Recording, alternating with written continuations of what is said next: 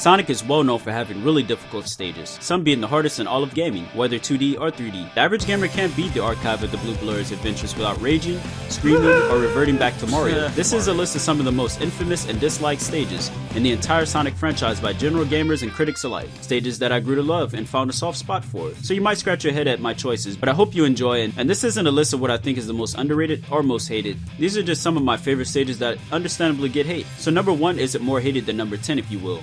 I just like the latter less. So let's jump right in.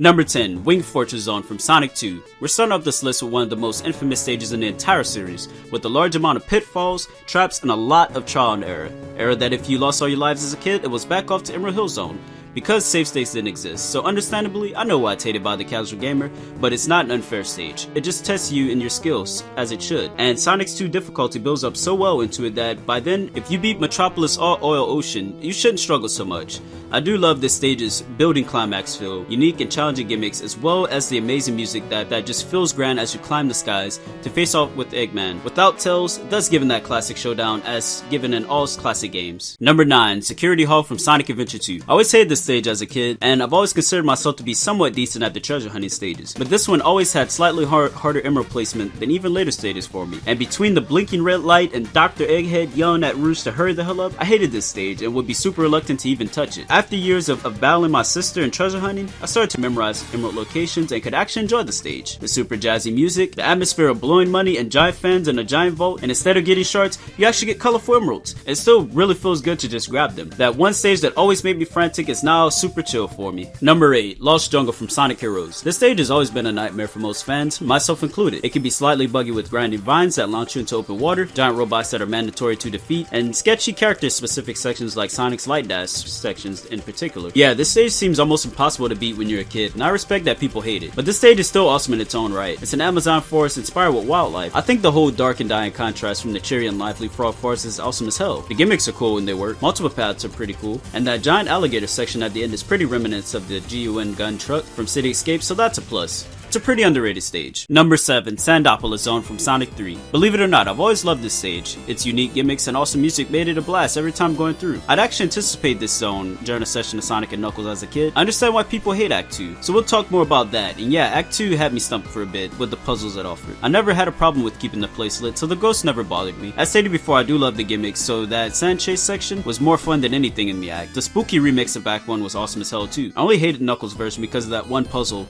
before the boss, but I genuinely love this stage, and I always thought everyone else did before I joined the internet, but guess not. Since we're still talking sand, here's number 6, Sand Ocean from Sonic Adventure 2. Once again, I love this stage. I'm that guy that loved the mech, and expected everyone else to as well, but surprisingly, no one really did. So it's easy to hate the stage if you don't like the gameplay. I respect that, but I can't think of one thing that I just don't like about this stage. There's a good mix of platforming and shooting enemies that are barely in your way. Usually just floating about and you're racking up points. It's more of a super linear arcade run and gun stage, and I like that a lot. Not to mention that the beautiful night sky, sound of machines working, and the soft techno sound bring an awesome atmosphere that I love. And compared to Tails' version, it's a cakewalk in difficulty terms as well. Number 5, Big the Cat from Sonic Adventure. Big the Cat gets a good mix of hate and memes because of its stages being too hard and out of place, but it's good for what it is. The thing is that they're incredibly easy. People just don't know what they're doing. At age 10 and trying 100% Sonic Adventure, I realized after beating those extra big missions that his stages were incredibly easy, and most can literally take about 30 to 45 seconds to beat because you're literally finding Froggy, who never really changes locations, getting his attention, and holding down the down button when you catch him and reel him in. It's easy and so misunderstood by gamers. I had the same problem as everyone else had. It's so easy once you actually care to try. It's also pretty chill, and just like in real life, I could go fishing for hours and find it super relaxing. Pretty bold claim, but I would not have minded a Sonic spin-off game that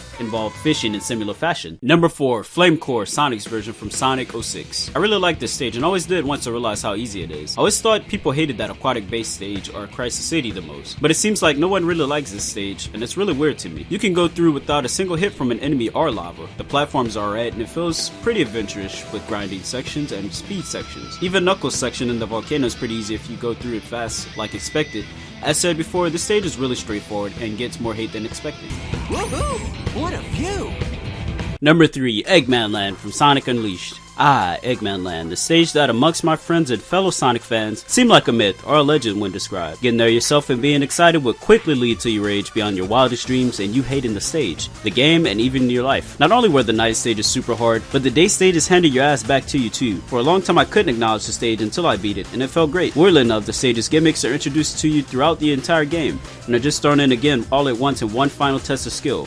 Almost like a gauntlet of survival, so if you got this far, you shouldn't have a problem with the stage, right? For some reason it doesn't work that way. At least after beating it a few times, the stage becomes much easier and playable. Thus you can actually enjoy the stage. Like most other stages, I enjoy the night sections for some reason, and the whole using amusement park rides to progress is so cool to me. The stage is actually heavily influenced by Disneyland. Seeing a twisted, darker rendition of that makes it that much more awesome, and not many final stages can end off a grand game like Sonic Unleashed. And Eggman did just that. It's still pretty difficult, but you gotta respect this crimson hell of a final stage. Number 2, Crazy Gadget from Sonic Adventure 2. If you know me well, Crazy Gadget is that stage to me.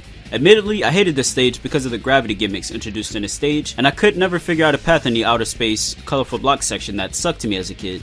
Even my younger cousin beat it before me, as I recall. I really hated this stage, and I understand why people dislike it, but once I learned the stage and figured it out, it became an instant favorite. I love how good the stage looks, especially in the HD remake. The guitars in the main theme even trumps tunes like City Escape and Green Forest for me. It gives off that whole edgy hero saves damsel in distress vibe like it should since you're saving Amy. And sure, it sounds cheesy as hell, but it's still badass in my eyes. And man, Eggman rushing you to bring him the last emerald and warning you that Amy will die over a PA system as you rush to her rescue makes it feel that much more great. Well done, Sonic, but you'll never leave this room alive. Ha-ha! Alright, so before we go ahead and look at the last stage, why don't we take a look at some honorable mentions.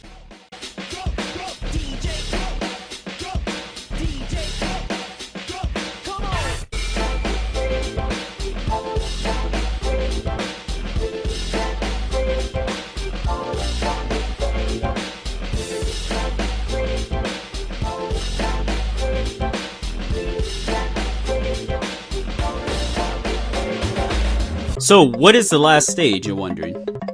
It is, number 1, Death Egg Zone from Sonic 3. I seriously can't believe people hate this stage. I know it's difficult and it's a long grueling stage, but it is the final zone of arguably the greatest game of all time. Like with Wing Fortress and Sonic 2, the difficulty gradually builds up correctly into the stage, so by then you shouldn't have a really hard time if you beat Marble Garden, Launch Base, Lava Reef, and even Sandopolis, right? I kind of breezed through it besides the bosses and really enjoyed the gimmicks, such as the Crazy Gadget type, automated space sections, and those electric sections. The bosses seemed pretty interesting too, like the sub-final boss for Act 2 was pretty cool. I never really had a huge problem with this zone, and it just serves its purpose as the final zone in a grand 13 zone game.